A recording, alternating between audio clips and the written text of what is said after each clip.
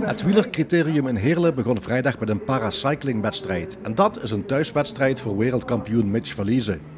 De handbiker uit Heerlen bereidt zich voor op het WK in Glasgow over een kleine 2 weken. Nog even wat wedstrijdjes rijden, een beetje koershardheid opbouwen richting het WK in Glasgow. Wat zijn de kansen? Op zich wel goed. Het parcours is op mijn lijf geschreven in Glasgow. Dus ik voel me goed, ik ben goed in vorm. Dus ik ga met vertrouwen richting Schotland. Hier in Heerlen rijden is natuurlijk geweldig, hè? Ja, door je thuisstad die wedstrijd rijden. Dan, elke ronde rijden we met kippenvel. Vooral als je over het Pancratiusplein komt.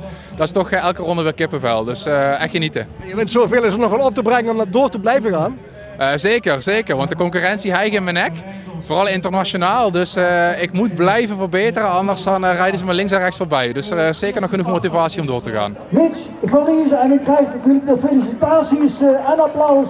Hopelijk heeft u genoten, hopelijk heeft u ook wat opgestoken over de handbikers, over de diverse klassen, de diverse fietsen. Rob Ruig was ook in Heerlen.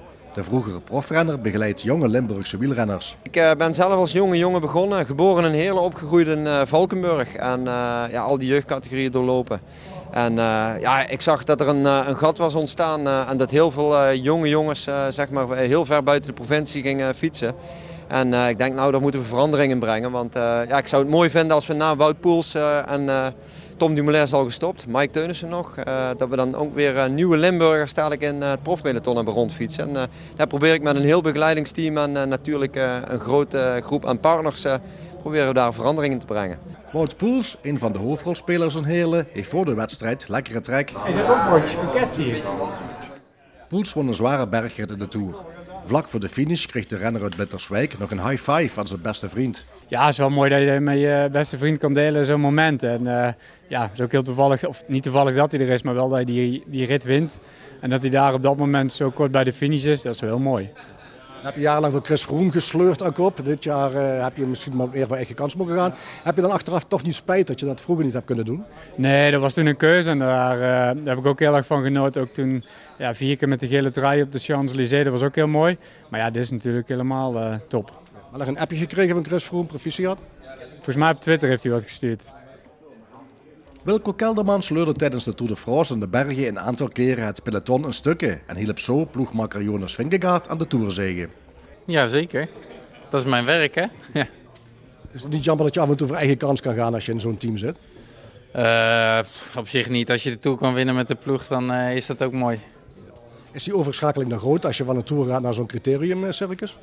Ja, dat is wel groot inderdaad. De Tour is wel even wat anders. En dit is natuurlijk gewoon voor de leuk en een beetje voor de fans. Dus dat kun je niet echt vergelijken, nee. Heb je al afgesproken wie er gaat winnen vandaag?